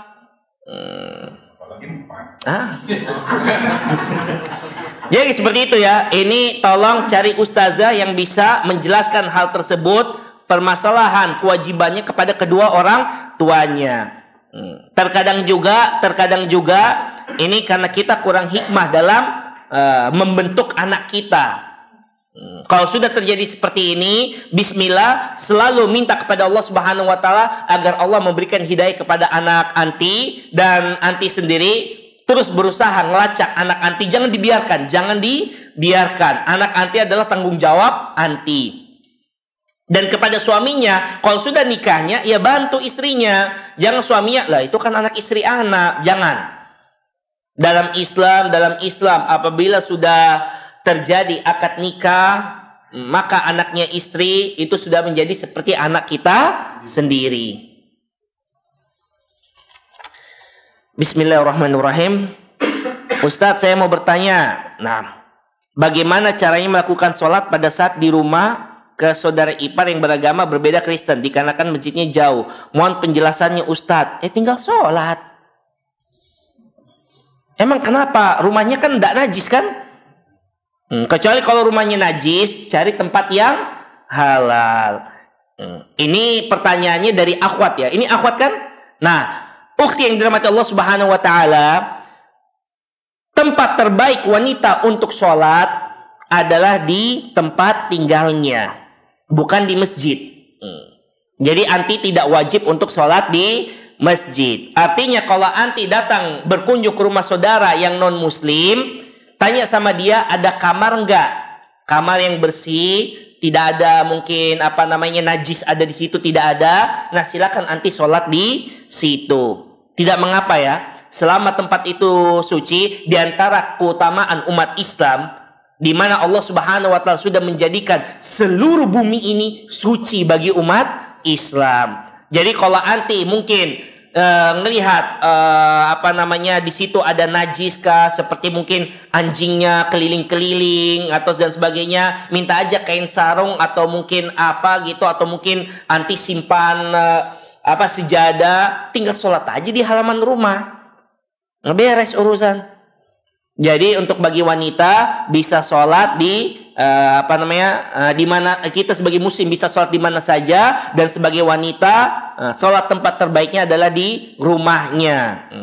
Terbaiknya di rumahnya, bukan di masjid. Kalau mau di masjid silahkan. Bismillahirrahmanirrahim. Apakah boleh mengantarkan ibu ke majelis ahlu bid'ah? Karena jika tidak diantar, ibu akan marah walaupun sudah berusaha berbicara dengannya dengan selemah lembut mungkin. Bagaimana saya harus menyikapinya Ustadz? Jazakallah khair. Anti, ketika ibu kita melakukan perbuatan yang kita anggap salah, dan di dalam agama juga itu salah, dan itu adalah perintah ibu kita, dan anti sudah menasehati, jangan anti langsung bersikeras. Jangan langsung anti bersikeras. Jangan nanti oh enggak, saya tidak mau nih. Oh, ibu nanti begini. Jangan sampai nanti ibu kita malah menyakiti diri anti. Kalau memang anti bisa menghindar mungkin ibu anti nanti diantar sama sepupu kah, atau diantar sama adik, ya silahkan ya. Tapi kalau anti tidak bisa menghindar, silahkan anti antar ibu anti, sambil tetap anti jelaskan yang dilakukan ibu kita ini, yang dilakukan ibu itu tidak sesuai dengan tuntunan Rasulullah Sallallahu Alaihi Wasallam. Jadi tegur dengan baik. Ini terkadang ibu kita melakukan perbuatan tersebut karena pengen kumpul-kumpul sama kawan-kawannya, pengen ngobrol-ngobrol sama kawan-kawannya. Dia tidak tahu apakah itu benar apa tidak, nggak tahu. Jadi kita jelaskan saja, Bu, seperti ini. Ya sudah, sisanya kita biarkan orang tua kita yang memilih. Apabila orang tua kita meminta untuk diantar, silakan kita antar. Tetapi kalau bisa diantar sama saudara yang lain, ya biarkan saudara yang lain aja yang antar. Tapi kalau ibu kita minta khusus kepada kita, dengerin orang tua kita sambil terus dalam perjalanan nasihatin orang tua kita. Bismillahirrahmanirrahim. Ustadz, saya mau bertanya. Orang tua saya sudah berpisah sejak lama, dan selama itu juga ayah saya tidak memberi nafkah kepada saya, tidak mendidik dan tidak memberikan hak saya sebagai anak, karena selama ini kebutuhan saya dipenuhi oleh ibu. Bagaimana hukumnya untuk orang tua yang demikian, dan bagaimana seharusnya sikap saya kepada ayah, karena selama ini hubungan saya tidak baik dengan ayah. Ayah Anda salah dan dia berdosa, tetapi Anda tetap wajib berbakti pada ke ayah Anda.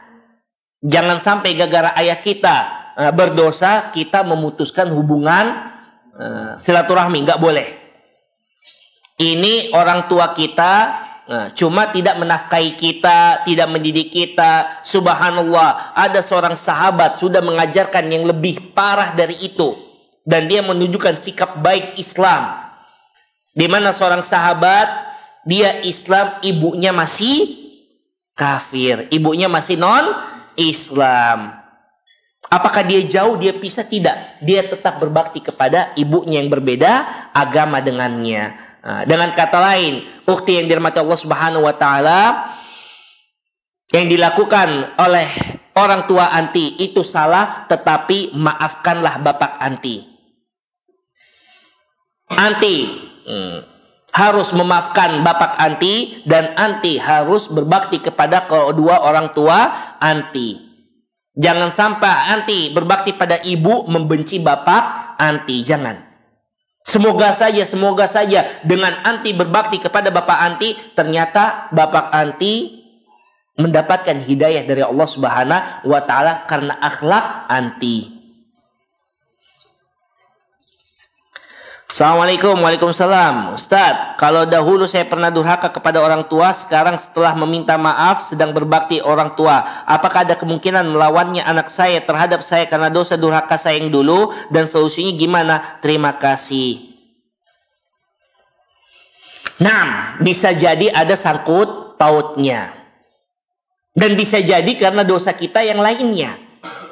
Jadi bukan berarti dosa tersebut kalau orang tua kita sudah memaafkan, bisa jadi ada sangkut pautnya, bisa jadi karena dosa kita yang lainnya. Artinya tetap koreksi diri kita, tetap minta ampun kepada Allah Subhanahu wa taala agar kita mendapatkan ampunan dan kemudahan dalam hidup ini. Terus solusinya gimana? Didik anak anti dengan baik. Ajari dia agama Islam. Beri dia pemahaman yang benar tentang agama Islam. Ajak dia ke kajian-kajian agar dia mengenal Islam dengan benar. Anak yang mengenal Islam dengan benar, maka yakinlah dia akan berbakti kepada anti. Nah. Assalamualaikum. Waalaikumsalam. Mau tanya Ustaz, gimana cara seorang muslimah yang udah menikah berbakti kepada orang tuanya yang jauh? Sedang dia sih udah ikut suaminya di sini. Nah, ini pertanyaan yang bagus sekali, dan ini dilema bagi setiap akhwat ya. Ketika dia harus nikah dengan seorang pria, di mana akhwat kalau sudah nikah dia harus berbakti kepada suaminya. Nah, terkadang si suaminya ini karena kurang paham tentang agama, si suaminya ini berbakti pada orang tuanya tapi lupa sama mertuanya. Tidak seperti ini ya, tidak seperti ini. Ketika kita mengambil anak orang, orang tuanya semenjak kita akad itu sudah menjadi mahram kita. Maka itu di dalam Islam, kita cerai sama istri kita, ibunya itu tetap mahram kita.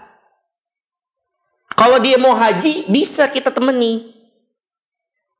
Artinya ketika kita mengambil anak orang, orang tuanya berhak juga untuk mendapatkan bakti kita. Namun urutannya tetap orang tua kita nomor 1. Sedangkan orang tuanya istri nomor 2.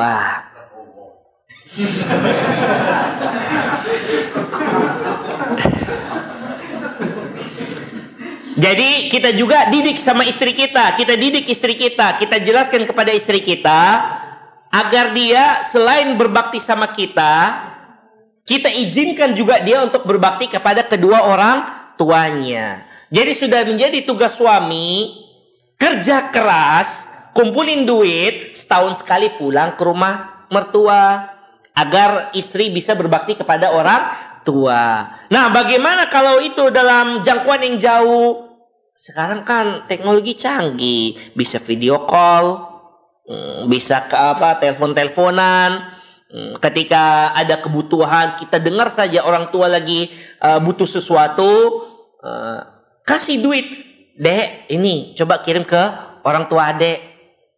Biarkan istri kirimkan duit untuk ke orang tuanya. Jangan kita jadi suami tidak peka, pekok nanti jadinya. Kita harus peka. Melihat keluarga istri lagi kesusahan, kita juga bantu. Jadi jangan cuma keluarga kita saja kita bantu, melupakan keluarga istri. Jangan. Kalau kita bisa melakukan seperti itu, insya Allah mertua akan sayang sama kita. Kalau mertua sayang sama kita, Masya Allah tabarakallah, yang mungkin mengambil pendapat pengen nambah lagi, mudah itu. Itu mudah. Itu diantara salah satu solusi bagi si istri pengen berbakti pada orang tuanya yang jauh, dari telepon, dari video call, terus tanya kabarnya tiap pekan atau tiap hari pun tidak mengapa. Toh juga gratis, cuma modal kuota doang. Dia silakan tanya kabar. Assalamualaikum, gimana kabarnya? Kalau butuh sesuatu kirimin duit, kirimin apa, seperti itu. Dan kalau ada dana, silakan rame-rame bawa anak kita, istri dan anak-anak kita kunjungi ke rumah mertua. Apalagi kalau kita ternyata dananya berlebih, silakan aja sebulan sekali kunjungi mertua. Enggak masalah. Semakin kita itu mengorbankan harta kita untuk mencari ridho Allah, makin banyak harta yang akan datang kepada kita.